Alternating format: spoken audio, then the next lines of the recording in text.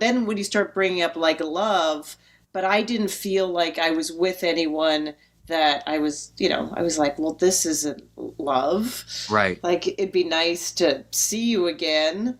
But I really didn't feel like I was in a place that where I was even looking at people from a point of view of this is a possibility.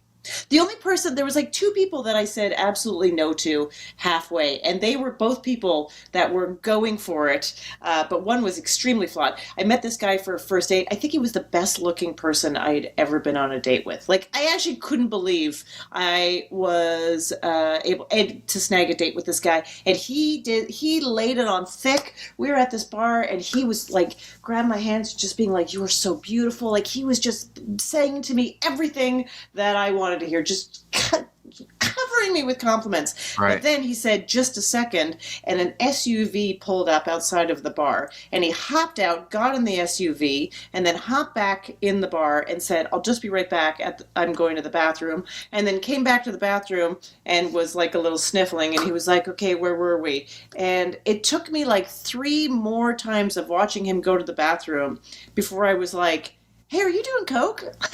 Right. Right.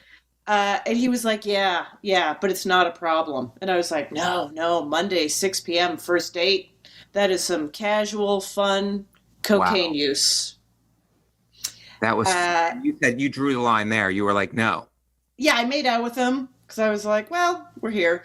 So I made out with him, and then I was just like, I'm gonna go. And then he was just so persuasive. He was like, he was high out of his head, having a great time, and he was trying to persuade me to go somewhere with him. And it became very clear that he had a wife or a girlfriend in Long Island, and some like there was just a whole story. Like, he worked in Manhattan, that's why we had met in Right. Manhattan. But there was like some whole story somewhere else, and I was just like, this is not interesting. Right. Like, this is super not interesting to me.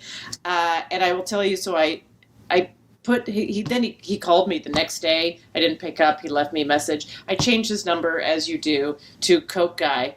That guy is the only guy that called me periodically for years. There were so many guys along the way that I, maybe did think like, oh, it'd be nice if we hung out again, or, but it fizzled or it didn't work out. And I'd be like, Right. oh, that sucks. I wish. Oh, well. And that guy, that Coke guy, that guy kept calling me. That guy just, yeah, it took a Cocaine long actually time. helps your memory apparently a lot because that guy remembered.